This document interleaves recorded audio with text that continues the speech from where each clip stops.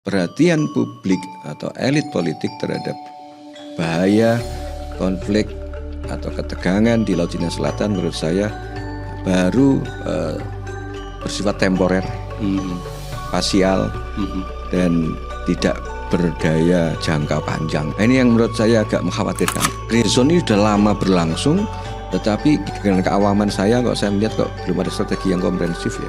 Dari pemerintah kita, dari stakeholder utama kita, dari Kementerian Pertahanan, dari TNI dan sebagainya yang memang dibutuhkan untuk mengantisipasi apa yang terjadi di joint of statement ya antara Pak Prabowo dulu dengan Xi Jinping kalau salah. Itu isinya itu kan nggak sekedar urusan kerjasama militer, tapi ada kerjasama ekonomi, ada kerjasama penelitian dan sebagainya, atau kerjasama bahkan eksplorasi bareng tentang kawasan yang dalam tanda kutip masih diperdebatkan. Nah, itu kan bukan hard power, itu mungkin soft power bahkan smart power. Smart power, iya.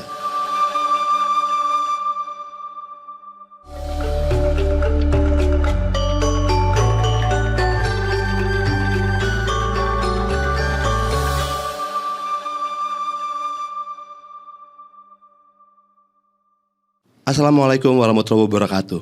Kembali berjumpa dengan saya di podcast Flow with Profesor Banyu yang diinisiasi oleh South China Sea Council, dan kami ada di channel YouTube South China Sea Council yang bertujuan untuk menggali kemungkinan kerjasama yang lebih baik dalam menghadapi atau menangani semua persoalan di Laut Tiongkok Selatan. Dan kami sangat bersyukur pada episode yang ke-6 ini sudah hadir di tengah kita, yaitu Bapak Dr. Hasanuddin Wahid, Sekjen Partai Kebangkitan Bangsa yang juga merupakan anggota DPR. Terima kasih Mas Hasan, biasa saya memanggil begitu, atas kehadirannya di sini yang bisa nanti mencerahkan kita semua. Nah, Mas Hasan ini sangat menarik karena selain aktivitasnya sebagai anggota DPR, beliau menyelesaikan studi doktoralnya dengan menulis topik disertasi strategi Green Zone Area dalam konflik Laut Cina Selatan. Oleh karena itu saya pikir beliau sangat kompeten untuk kita ajak berdiskusi mengenai konflik Laut Cina Selatan. Oke, selamat telah hadir di tengah kami. Terima kasih banyak dengan aktivitas yang begitu padat dari Mas Sekjen, Mas Hasan. Nah, kami akan mulai podcast ini dengan pertanyaan yang sangat sederhana, Mas. Kurang lebih, apakah menurut Mas Hasan persoalan atau isu konflik Laut Cina Selatan ini cukup mengundang atensi dari para elit politik di partai politik kita? Ya, pengetahuan saya konflik Laut Cina Selatan ini baru akan mengundang atensi dari para elit negeri ini ketika ada kejadian-kejadian atau fenomena peristiwa yang itu menguras rasa kepemilikan kita kepada laut Indonesia, kepada kedaulatan kita. Contoh kayak kalau ada kemudian pelanggaran kapal-kapal asing, baik dari Cina dan sebagainya di wilayah laut kita, ada semacam dulu dengan Malaysia, ada peristiwa peristiwa patroli maritim negara lain masuk, katanya kita diambil blok Ambalat dan sebagainya. Kalau ada peristiwanya baru menjadi perhatian. Jadi menurut saya padahal nature dari Green Zone strategi Cina itu kan panjang, panjang, berkelanjutan, penetrasinya up and down, tetapi intensitasnya nggak pernah turun dengan berbagai pola, modus operandi dan tekanan-tekanan yang tidak melulu menggunakan kekuatan maritim, tapi juga tekanan ekonomi, diplomasi dan sebagainya. Tapi kan yang kekuatan yang nggak nampak nyata itu kan buat elit politik kita kadang-kadang bukan sebagai ancaman dalam tanda kutip. Dan Nah ini ada tidak problem menarik gitu. ya? Iya menarik. Iya. Tapi kalau sudah ada, oh ini dipepet nih kapal kita oleh kapalnya Cina, wah itu baru, masalah ini. Nasionalisme muncul gitu kan. Jadi kalau ada pelanggaran batas wilayah oleh pesawat atau kapal atau apalah armada militer negara lain, baru kemudian keindonesiaan kita tersentak. Baru kemudian perhatian kita, ada masalah nih, konflik Laut Cina Selatan nih. Jadi kalau nggak ada begitu, Prof, ya dianggap seperti hari ini, dianggap baik-baik saja, nggak ada konflik tuh Laut Cina Selatan. Loh kenapa? Orang-orang itu pelesir ke Cina, ke Taiwan, ke Hong Kong, ke Disney Hong Kong, nggak ada masalah. Penuh tetap gitu kan. Ke Jepang tetap penuh gitu kan. Kata siapa ada masalah. Nah, itu maksud saya, bahwa perhatian publik atau elit politik terhadap bahaya konflik atau ketegangan di Laut Cina Selatan menurut saya baru bersifat temporer, spasial, dan tidak berdaya jangka panjang. Jadi sesaat saja. Nah, ini yang menurut saya agak mengkhawatirkan. Oke. Nah, terkait dengan hal itu, Mas Hasan, saya mendengar bahwa disertasi Mas Hasan tentang Grey Zone Strategy-nya China di Laut Cina Selatan itu mendapatkan summa cum laude ya. Waduh, selamat Mas. Mantap itu summa cum laude. Nah, pembimbingnya siapa itu pembimbingnya? Oh, gitu ya. Nah, bisa sedikit cerita mengulas tentang apa yang dimaksudkan dengan Grey Zone Strateginya China di Laut Cina Selatan dalam disertasi Mas Hasan ini. Iya. Jadi ini kalau suruh cerita disertasi ini kayaknya ini ujian dokter yang kesekian kalinya nih dari Mas Prof ini kan. Tapi setidaknya begini, saya pengen dari sisi yang lain saja dari disertasi saya ini. Disertasi saya ini kan lahir dari tadi itu keresahan yang saya sebut di depan tadi, bahwa perhatian banyak pemimpin negeri ini yang sangat-sangat minim. Bukan saya yang bilang nggak ada ya, tapi masih menurut saya kurang, sangat-sangat kurang terhadap konflik di Laut Cina Selatan. Itu satu. Yang kedua, dalam kenapa kemudian saya harus bikin disertasi tentang Grey Zone, dalam urusan memposisikan, mengkapitalisasi atau bahkan kemudian merumuskan bahwa apa sih ancaman terbesar buat negeri ini. Nah, itu tidak semuanya dari penduduk kita, rakyat kita, masyarakat kita, atau bahkan Gen Z, anak-anak muda kita. Itu nggak tahu ancaman terbesar dari negara kita itu apa, ancaman pertahanannya apa, ancaman keamanannya apa, ancaman kedaulatannya apa. Itu belum ada kesadaran bahwa kita tidak sepenuhnya berdaulat loh, bahwa kita nggak baik-baik saja loh hidup bertetangga dengan banyak negara. Nah ini penting nih poin ini. Itu pasti ada ancaman. Sebab kalau nggak ada ancaman, orang nggak merasa ada hal sesuatu yang harus dibela, ada sesuatu yang harus dibenerin, ada sesuatu yang ditingkatkan gitu. Nggak ngancam. Biasanya nature-nya orang Indonesia itu kalau nggak ada ancaman ya daihatnya itu, semangat hidupnya itu biasanya nggak setinggi orang dapat ancaman. Betul. Seperti Korea Selatan misalnya gitu ya. Ketika Korea Selatan di depannya itu betul-betul ada negara yang punya nuklir gitu kan, punya ideologi yang berbeda, dia tahu persis ancamannya, kelihatan nyata. Lah di Indonesia ini kan kita ancaman yang nyata apa? Nah selama ini belakangan ini kita dianggap ancaman itu dari dalam. Jadi apa? Sesama masyarakat itu ancamannya internal aja. Wah saya merasa terancam dengan atasan saya terancam dengan istri saya. Loh kok istri saya gitu kan? Saya terancam dengan teman kerja saya. Ancaman itu bersifat personal dan domestik. Tapi ancaman yang bersifat internasional, lintas batas negara, baik dengan state actor atau non state actor, itu tidak pernah menjadi pokok persoalan dan perhatian khusus dari kita semuanya. Kerisauan bahwa nggak banyak kok orang paham apa sih ancaman terbesar. Apa sih ancaman terbesar bangsa Indonesia? Nah, dari situ itu yang kedua yang membuat saya harus disertasi saya harus tentang Grey Zone Strategi, Prof. Itu dua. Yang ketiga adalah ini kok Grey Zone ini sudah lama berlangsung, Tetapi kita belum punya strategi yang cukup dalam pandangan saya sebagai orang yang sipil, orang sipil yang nggak berkelindan langsung dengan urusan strategi pertahanan di negara ini. Kami dengan keawaman saya kok saya melihat kok belum ada strategi yang komprehensif ya. Dari pemerintah kita, dari stakeholder utama kita, dari Kementerian Pertahanan, dari TNI dan sebagainya, atau semua stakeholder yang memang dibutuhkan untuk mengantisipasi ketegangan atau konflik di Laut Cina Selatan, apalagi terkait dengan grey zone strateginya Cina. Ya. Itu saya melihat itu belum ada dalam kacamata awam saya seorang sipil. Yang keempat sebenarnya alasan saya ambil grey zone ini, nekat aja Prof, aslinya itu ya? Nekat.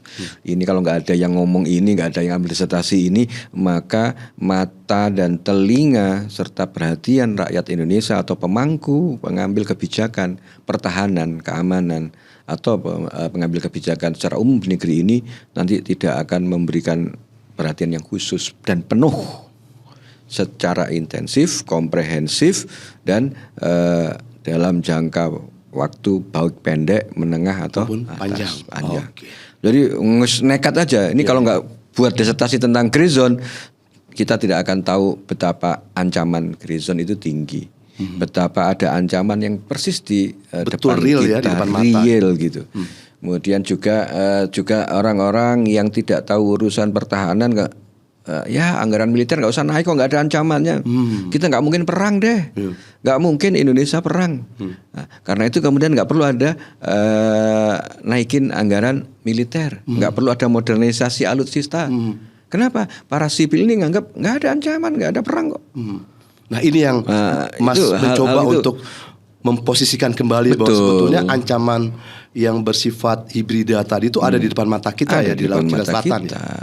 Nah itu yang membuat saya harus ambil disertasi tentang grey zone Cina di Laut Cina Selatan. Hubungannya dengan sistem dan strategi pertahanan negara kita.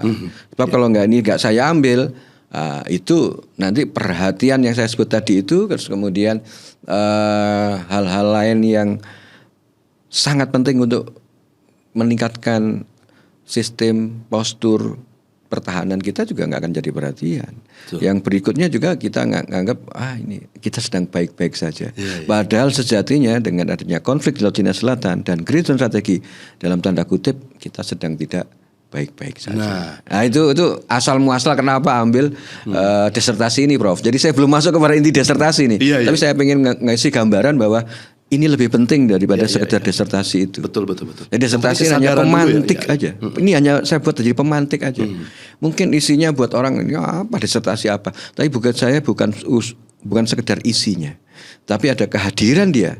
Itu adalah untuk membuat orang menoleh, tergugah perhatiannya terhadap apa itu ancaman, apa itu konflik Laut Cina Selatan. Di sana itu ancamannya militer, ancaman non militer, yang hibrida tadi Prof. Justru ketika ada ancaman, ada ketidakpastian, ada sumber ketegangan baru, ada konflik itu sebenarnya nanti apakah justru itu menimbulkan kesempitan atau ketidakpastian di negara kita atau justru ada peluang. Baik peluang ekonomi, baik peluang kemudian industri atau peluang-peluang untuk meningkatkan peran dan posisi kita di kawasan. Terlebih apalagi pada kondisi hari ini ya, Mas Hasan ya. Jadi pendekatan itu menjadi penting dalam geopolitik modern kan. Betul. Nah kami tertarik sekarang tadi ketika Mas mengatakan bahwa di balik konflik itu juga ada peluang-peluang kan, ekonomi dan sebagainya, industri. Mungkin Mas bisa jelaskan lebih detail mengenai hal ini. Iya, jadi sebelum ke sana saya pengen men-spill dikit tentang disertasi saya. Di balik disertasi saya tentang grey zone strategi Cina. Dan itu hasilnya summa cum laude loh. Dan itu berarti banget nilai disertasi summa cum laude. Untuk summa cum laude ini saya harus mengucapkan terima kasih kepada Mas Prof. Sama-sama. Terima kasih. Karena membersamai dan kemudian mengawal agar saya mempunyai kemampuan dan kepantasan untuk menemukan novelty dari disertasi ini. Tapi ada hal yang menurut saya perlu kita spill sedikit dari disertasi itu, Prof. Di disertasi itu kan kita menyatakan bahwa grey zone strategi Cina itu adalah ancaman. Kenapa gitu ancaman? Karena hasil turun lapangan kita ke Cina kan, kita ke Vietnam untuk ngambil data dan sebagainya, minta ketemu sumber-sumber yang menurut kita otoritatif. Kemudian juga kita di Indonesia sendiri di Kemenhan, ke DPR, ya perguruan tinggi dan sebagainya untuk wawancara dengan para narasumber sebagainya. Menurut saya itu sendiri sudah menunjukkan gray zone strategi. Jadi nyari data tentang gray zone strategi ini, Prof. Itu dengan persis seperti kita menerapkan gray zone strategi dalam garap disertasi. Data langsung. Iya, kenapa? Kenapa gray zone? Karena datang ke Cina gitu, kita nggak mendapatkan dengan sumber otoritatif dalam tanda kutip dari pemerintah Cina langsung. Itu menunjukkan betapa mereka menerapkan gray zone itu tidak sekedar di kawasan Laut Cina Selatan. Bagi negara-negara atau orang yang ingin melakukan akademik pun itu masuk ke dalamnya itu hanya sedikit sekali kita dapat informasi dari mereka secara langsung ya. Tapi bawa paper, bawa informasi dari para pelaku dan stakeholder orang-orang yang ada di sana kita dapat. Tapi dari sumber langsungnya itu mereka tutup betul. Nah, itu artinya nggarap disertasi ini saja kita harus pakai gray zone. harus pakai gray zone. Nah, dari situ saya menemukan di disertasi saya itu gini, bahwa sejatinya Cina itu konsisten dengan strategi perangnya Sun Tzu yang menyatakan untuk memenangkan peperangan tidak harus melakukan pertempuran. Dan salah satu doktrin utama Sun Tzu itu adalah tidak perlu harus bertempur untuk menaklukkan musuh. Ini beda Cina dengan Amerika Serikat. Nah, Cina ini di kawasan Laut Cina Selatan dia yang tidak akan menggerakkan kekuatan militernya.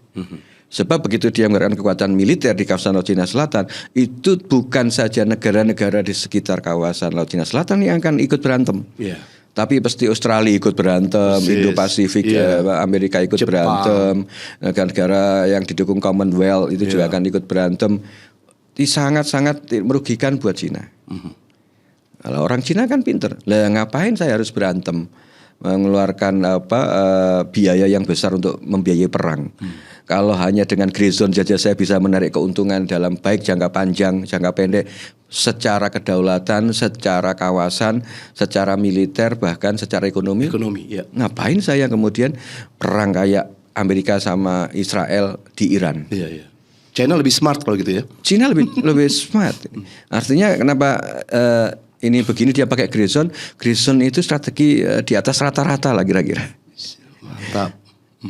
Nah, karena di atas rata-rata dan berdurasi jangka panjang, maka cara kita melihat gray zone dan mengantisipasi gray zone pun harus juga yang smart. Karena kadang kan di Indonesia ini handphonenya smart tapi orangnya nggak smart, Bang. Itu kayak begitu. Ironinya adalah begitu kira-kira. Kita punya alat yang smart tetapi usernya sendiri tidak smart. Nggak smart. Kenapa? Karena salah baca dan bacaannya salah. Dua hal salah itu. Baca dan bacaannya salah. Iya. Jadi kan gitu.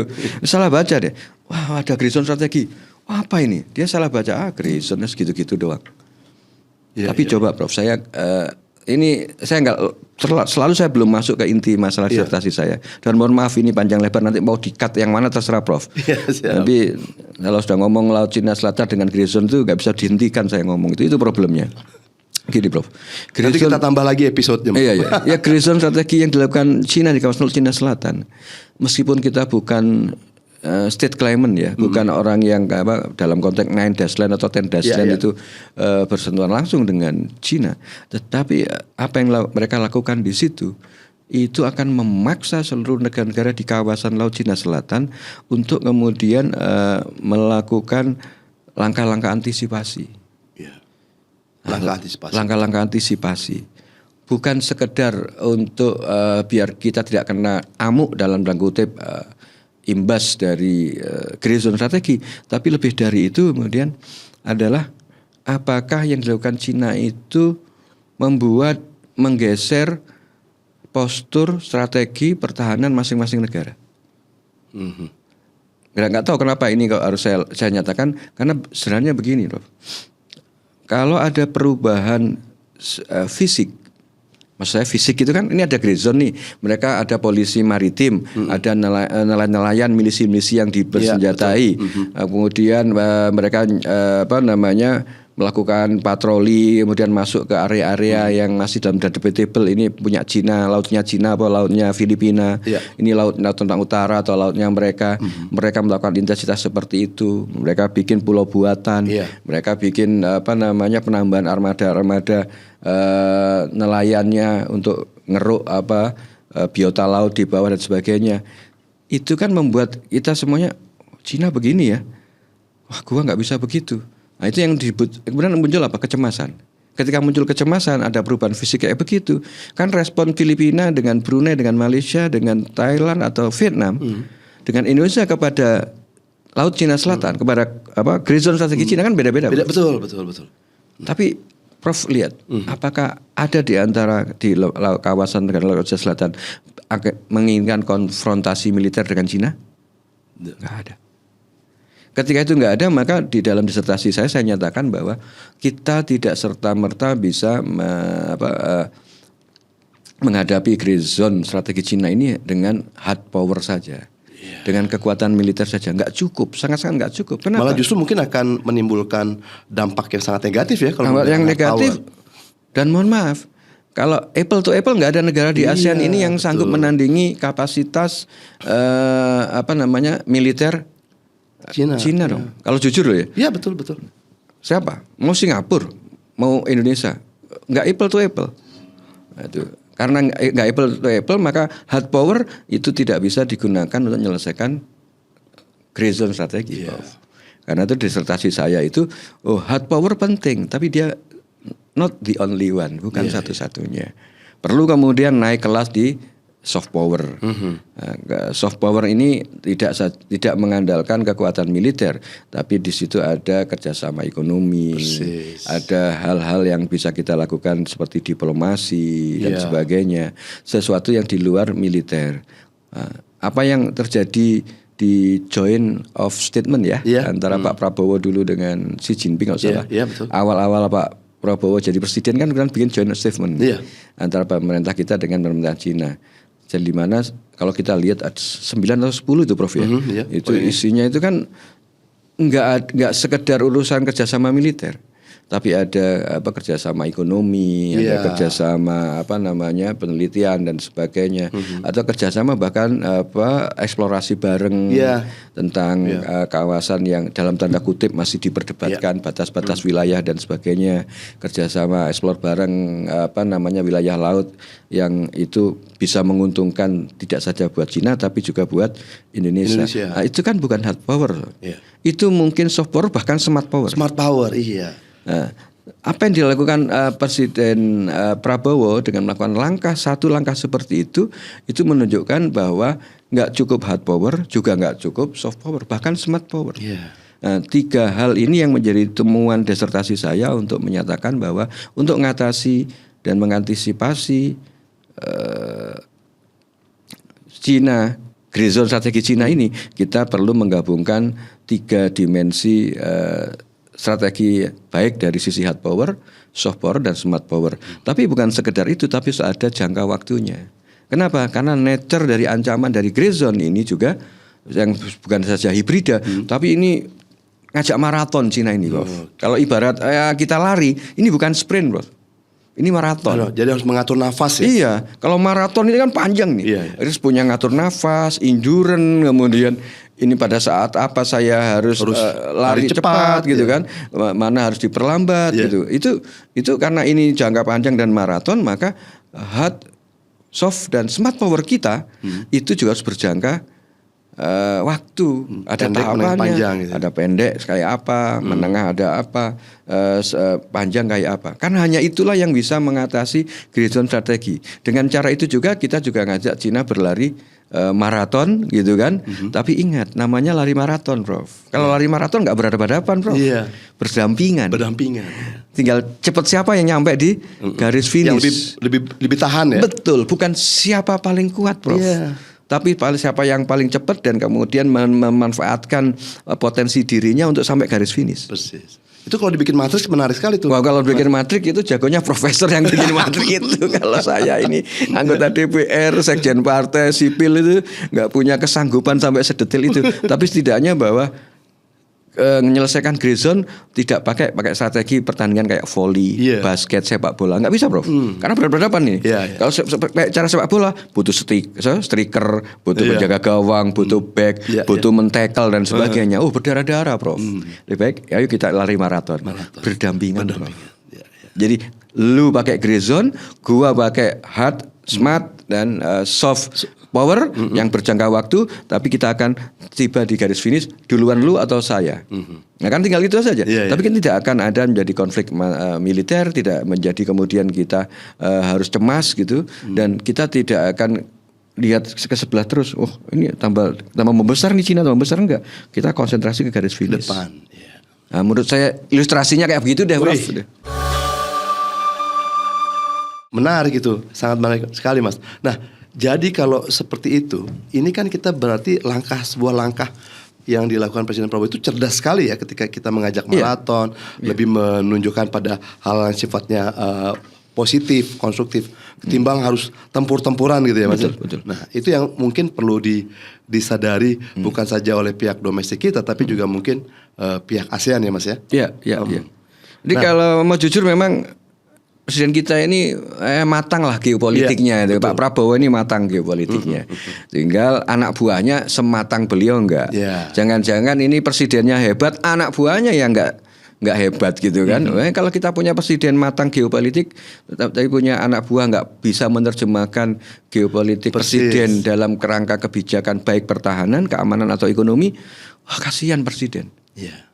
Bagi saya, dengan saya bikin disertasi ini, saya bisa tahu secara geopolitik.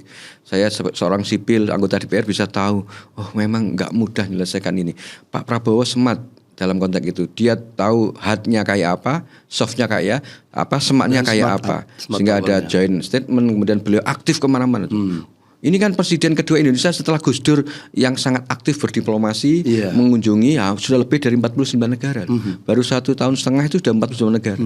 Itu pasti langkah geopolitik ini. Ini langkah catur geopolitik Pak Prabowo. Karena buat saya, kalau mau menyelesaikan urusan Indonesia, maka selesaikan dululah urusan dunia. Itu Gus Dur yang ngajarin kepada kami-kami yang di PKB. Indonesia itu beres kalau lu beresin internasional. Maka kita berteman dengan siapa, berkawan strategis dengan siapa, negara mana dulu yang harus kita samperin, mana yang nggak boleh kita sentuh, gitu kan? Negara mana ibarat buah kuldi nggak bisa dideketin. Kalau kita deketin bahaya, kita terlempar dari surga, kan begitu kan? Ada kemudian negara, boleh nih kita senggol-senggol dikit nih, agak diancam-ancam dikit boleh. Itu kan selesaikan negara-negara di dunia ini, di kawasan internasional, kita bisa menyelesaikan urusan domestik. Dan saya itu adalah smart power. Dan Pak Prabowo melakukan itu. Lah kalau Pak Prabowo melakukan itu, masa DPR-nya, menterinya nggak paham itu, nggak melakukan itu, bodoh sekali itu namanya. Iya. Menarik gitu. Jadi faktor kepemimpinan itu juga harus memiliki karakter yang smart, sehingga kemudian persoalan-persoalan internasional itu bisa dibiarkan secara pelan-pelan, dan semua persoalan dunia itu tidak bisa diselesaikan secara instan. Mungkin harusnya presiden-presiden yang lain harusnya begitu juga ya, supaya misalnya tidak terjadi konflik misalnya seperti terjadi di Hormuz dan sebagainya ya. Iya. Belajar dari Hormuz yang saya sebut tadi itu. Di Hormuz itu yang perang kan hanya 3 negara katakan. 2 negara karena Israel belum diakui sebagai negara, kira-kira begitu kan. Ini urusan hanya Amerika versus Iran gitu. Ketika itu perang, kenapa yang kobol-kobol, yang kebakaran jenggot dan yang kena imbas justru di luar negara itu? Karena kemudian Hormuz bisa menjadi salah satu sumber ketidakstabilan baru di dunia, karena dia menguasai minimal 20% pasokan minyak dunia. Dia di sana ada 20%. Kalau yang 20% ini tersumbat, maka dia kemudian membuat destabilisasi di kawasan yang lain. Tapi saya punya orang yang punya keyakinan, Prof, Cina tidak akan menjadikan Laut Cina Selatan seperti Selat Hormuz. Nah, itu dia juga smart berarti ya? Iya, smart juga ini. Cina ini smart. Bukan sekedar dia tidak ingin menjadikan Laut Cina Selatan seperti Selat Hormuz, tetapi ada hal lagi, Prof. Kalau kita lihat dari sekian negara-negara besar atau middle power dan sebagainya, cara mengantisipasi perang dari Iran dan Amerika di Selat Hormuz itu, yang dapat keuntungan itu Cina. Oke. Saya yakin Cina punya keuntungan besar.